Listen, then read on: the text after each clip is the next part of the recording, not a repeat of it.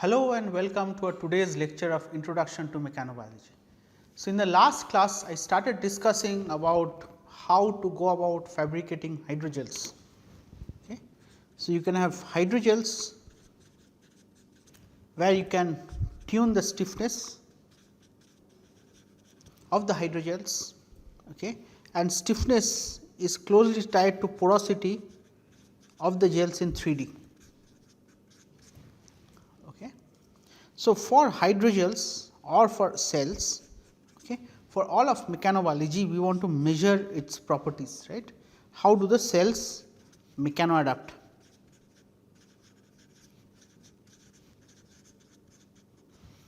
Okay.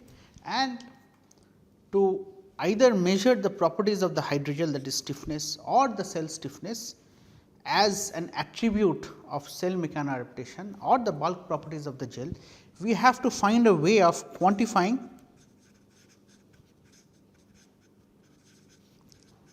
stiffness, okay, of gels or cells. Now, one of the most prominent ways of using this is rheology, okay, which we discussed while discussing how to measure properties of collagen gels. Okay. However, experimentally when you do, as opposed to just the gel being polymerized between the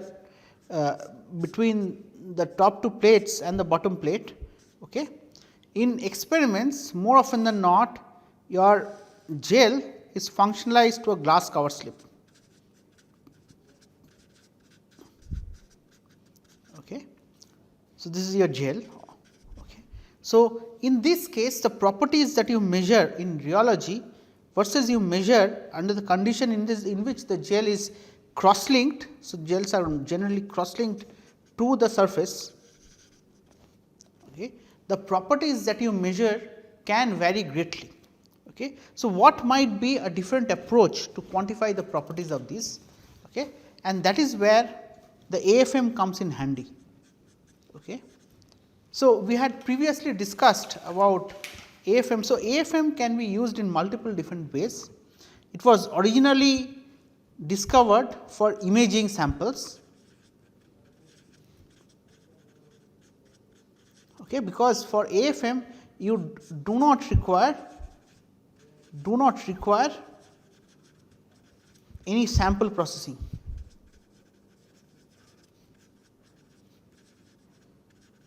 Okay. So, you can deal with wet samples like gels, cells or even tissues. Okay. So, today, so previously I had discussed the application of AFM for protein unfolding. Okay.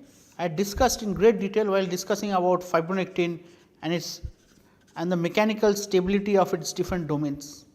Okay. So, today again I would like to briefly recap how an AFM is. Okay. So, for an AFM you have a tip which is attached to a cantilever. So, this cantilever acts like a spring and you have the sample which is resting on an XY piezo. This whole setup is mounted, okay, on an inverted microscope. So, you have your objective below. Okay. So, you can watch your sample. So, you can position the sample at the point you want to be probed, you can put that point underneath the tip. Okay. So, this cantilever, so at the back of it, the back surface of the cantilever is shiny and you have a laser light which reflects off its back and gets detected in a photo detector. Okay. So, and you have an XY piezo for positioning the sample relative to the top. Okay. So, this piezo positions the sample with respect to the tip. Okay.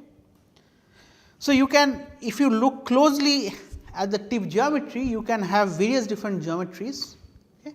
You can have various different geometries. From these what you will see is the length, the width, the thickness, the shape, the material, the type of coating you provide, and the spring constant. These are several of the properties that can be varied. Okay. Particularly, if you look at the tip, if you are probing soft samples, okay, for soft samples,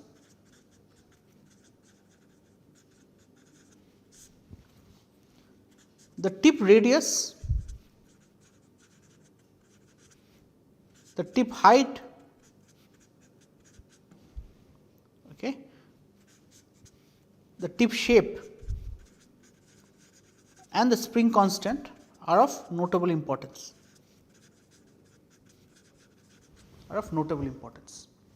Okay.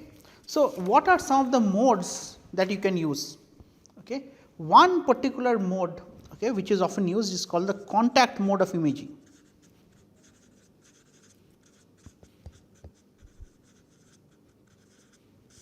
How does it work? Okay. So, you have your cantilever touching your sample. Okay. Let us say you have a sample. Okay. So, what you do in contact mode, the tip and the sample are always in contact.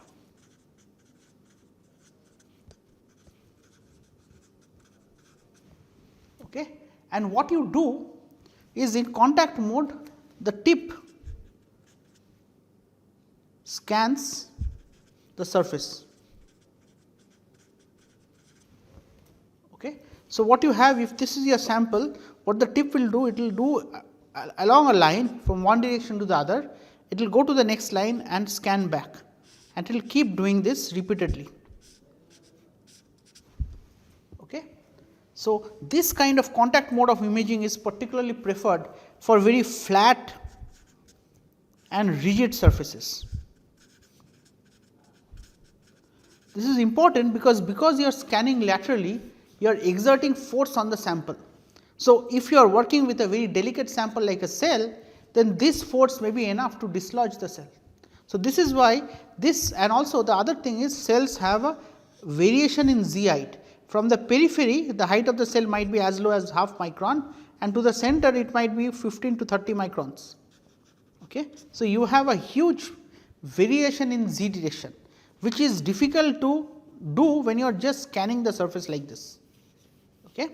So, how do you do this scan? Okay. What you do, what is being done is actually you control something called the deflection set point.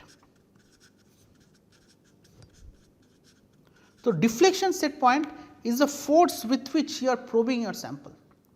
So, if you are doing this repeatedly, you have to exert a small force, because if you do not exert little force, then what happens is just due to surface heterogeneity, you might have be dislodged from the sample. So, you put a press on your sample while scanning, okay, and that is what the deflection set point is. Okay. But so, this is not, this kind of imaging is not good for samples which are soft or very loosely attached. So, what there is an alternate mode of operation, okay, which is called the tapping mode.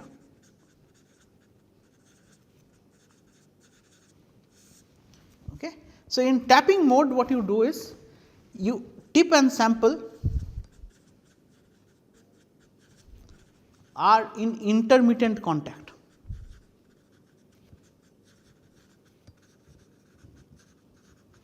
And in this technique, the tip is oscillated at resonance frequency. Okay. So, what you do is you drive the tip up and down at a with a given amplitude, okay, and a given frequency, and what you control is the amplitude set point. Okay. So, let me explain what is an amplitude set point. Imagine my hand is the tip and it is coming down and touching the surface. Okay. So, if it is vibrating at a given frequency, this frequency remains unchanged if the tip is far from the surface, but if you are going close to the surface and you are doing this tap, the amplitude will get perturbed, okay? Your amplitude will drop. So, amplitude set point allows the tip to be positioned at a certain height from the sample, such that every once in a while the tip is touching the surface, but at the same time it is not exerting any lateral force which might detach the soft sample. Okay. So, this kind of mode is particularly suited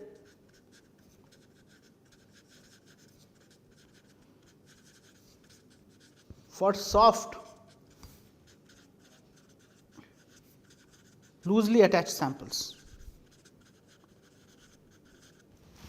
Okay. There is a third mode of operation which is called the force mode. Okay. So, this is the same mode which is used for studies of protein unfolding as well as stiffness measurements.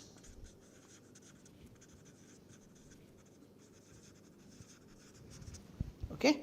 What is done here is, again you have a whether be it a sample of a given property or you have a tip lying on a surface or a protein lying on a surface, you have a tip, okay, you bring it down.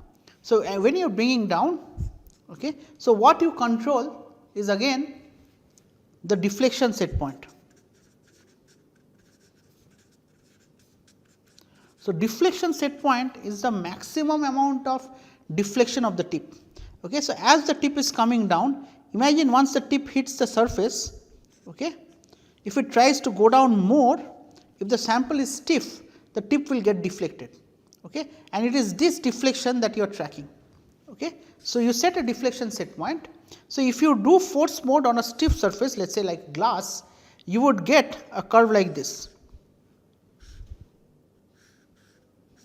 Okay. O, A, B, C, D, E, F. Okay. You are coming at this point, this maximum point of deflection, this is corresponding to your deflection set point, because if you deflect more, there is a chance that your tip might be damaged. Okay. So, this kind of curve, so this is how it will look if a tip is indenting a stiff sample like glass, example glass. Okay. So, what you do, okay, so what you do in force mode, okay, if you probe a soft sample, you will get a curve like, okay. So, this is when you are indenting the sample and this is when you are retracting the sample, retracting the tip. Okay. So, the way I have drawn this curve, you are seeing that the approach and the retract curves are not the same. So, this is an indication of a sample which is viscoelastic. Okay, this is a viscoelastic sample. If the sample was perfectly elastic, you would get a curve. Okay. Let me draw the return with the same line. Okay. So, the way I have drawn it, you can see that the indent and retract are completely overlaying on each other. Okay. This is the type of sample you would get for a perfectly linear elastic sample. Okay. Now, what the AFM returns is just data like this. Okay. This is not enough. Okay. So, this is not enough to know what is the sample property. Okay. So, what you do is you fit these curves to various models. Okay. There are various models, okay, where you have a given profile. Okay. So, in order to extract the stiffness value from the raw data, you use various models. Okay. For example, this is one model.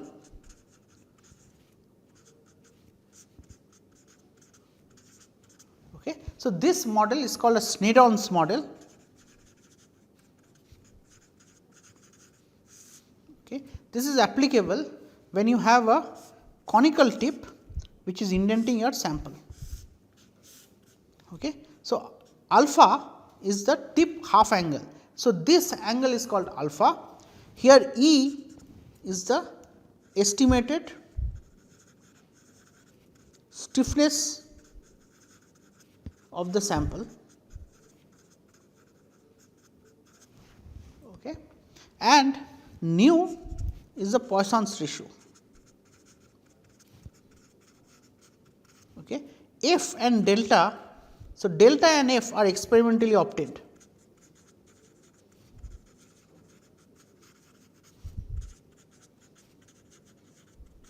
Okay. So, in essence you get a curve delta versus F, which is, these are your raw data, you fit it with a profile. If you look at the profile, this is a parabolic profile. Okay. Nu is the Poisson's ratio of the sample. So, you assume the Poisson's ratio, and this model itself has various assumptions built into it. For example, one of the assumptions is the sample is semi infinite solid. What this means is it treats the sample, when your sample is assumes it goes to infinity in this direction and it is flat at the top. So, this is clearly not applicable for samples like cells, but still this is an approximation you make, because this is a simple empirical equation with which you can fit your data and get estimates of E. Okay. So, similarly for like the Sneddon's model, you can use another model where if you use a ball or a spherical cap to indent your sample, okay, you can have another expression.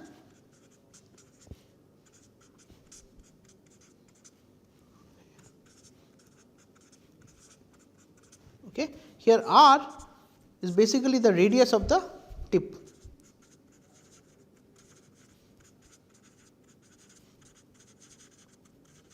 Okay. So, generally it is better to indent a cell using a spherical probe than a pyramidal or conical probe, for the simple reason that the pyramidal hole you have a very sharp end point,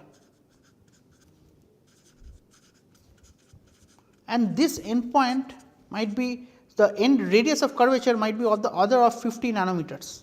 Okay. So, this might end up disrupting the cell membrane.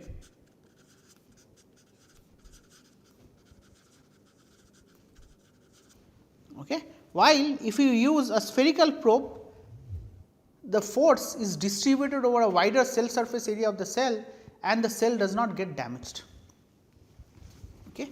So, with these models, okay, so if I were to draw a picture of a cell like this, it has a finite spread, okay, sitting on a PHL, let us assume. Okay. So, you use this formula and let us say you try to go out and find out the stiffness at 4 different points. Let us compare the points A, B and C. Okay. At point A, the thickness of the cell might be of the order of half micron. At point B, order let us say 5 micron, and at point C, the thickness of the sample might be 20 microns. Okay. But so, what you see is at point C, you have the nucleus right underneath the top of the cell. Okay. To the extent that this gap can be of the order of 1 microns. So, most of it is in the nucleus at this point.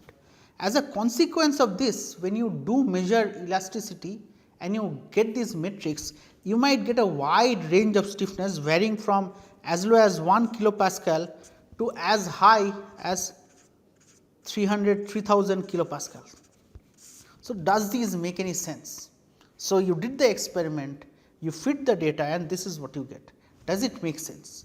So, this is where you have to be wary about the assumptions of the model, that which assumed that your sample is a semi infinite half space, which means that it does not have finite width in this direction, but it is infinitely wide, okay, and along the thickness axis also it is infinitely thick. Okay. So, these are the artifact. Okay. So, what the factors that do contribute. Okay. So, at point A, whatever you measure or whatever you estimate has effects of the underlying substrate.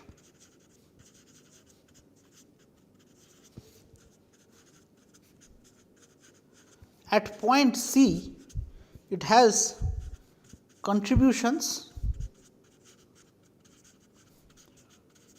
from the nucleus. Okay. Only at point B, which is far from the cell edge and far from where the nucleus is, you get a appropriate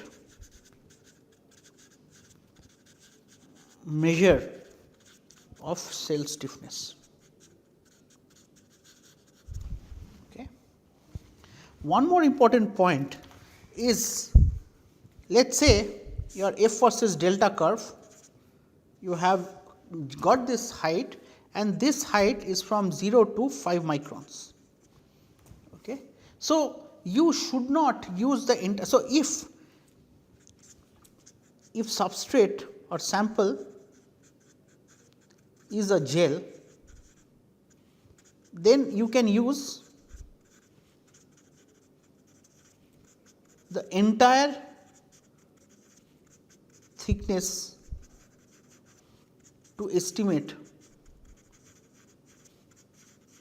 the sample stiffness. But let us say if sample is a cell,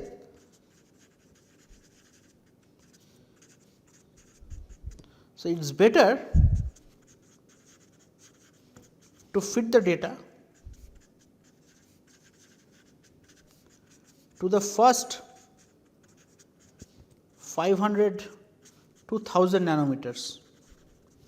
Okay, so this provides estimates cortical stiffness.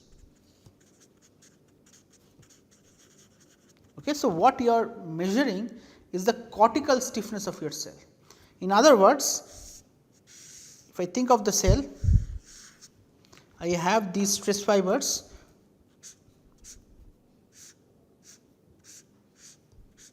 Okay, I am only fitting the first 500 to 1000 nanometers. Okay, so you want to estimate the stiffness of the cortex. So this is your cortex.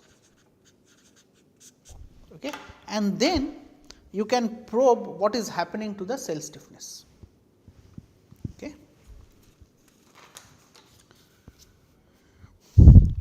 Now let us take a few examples. Okay, so Paul Janvey did this experiment of stiffness adaptation.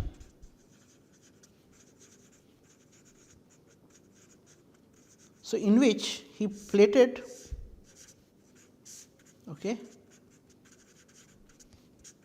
fibroblasts on gels of varying stiffness and asked how does cortical stiffness, how does the cell mechanoadapt.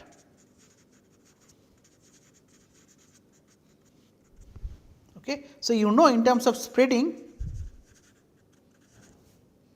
cells will exhibit this kind of a profile that beyond a certain stiffness spreading will remain unchanged. Now, what he found, he measured the cortical stiffness as a function of substrate stiffness,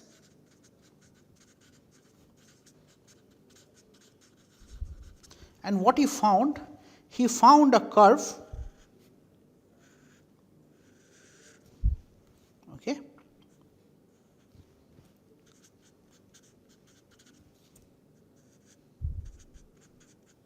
So, he found a curve where the slope of this line was 45 degree till 5 kPa, which this means that for substrates which are softer than 5 kPa, the cell actually matches its own properties to that of its substrate. So, this angle was 45 degree, which meant that cell stiffness or E cell is equal to E gel. Okay. And beyond 5 kPa, the cell stiffness did not change much, but stress fibers were only observed in this flat zone. Okay. So, this is one of the sample examples in which you can probe how cells mechanoadapt in response to substrate stiffness. Okay. One more example I would like to take. So, imagine you have two cells, cell type A and cell type B, okay. And let us say in cell type B your rho kinase activity is upregulated compared to cell type A. Okay. You measured, so you have two metrics of mechanoadaptation, contractility and cortical stiffness.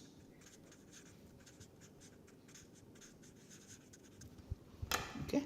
So, what you were initially expecting was because B has higher amount of rock activity which contributes to contractility, you are thinking that E of A is greater E of B is greater than E of A. Okay. E of B is greater than E of A. But to your surprise, you did not observe any change. Okay, so, you found E B equal to E A. Can this be possible? And the answer is yes. This is because rock controls central stress fibers. Okay. So, which are present around the nucleus.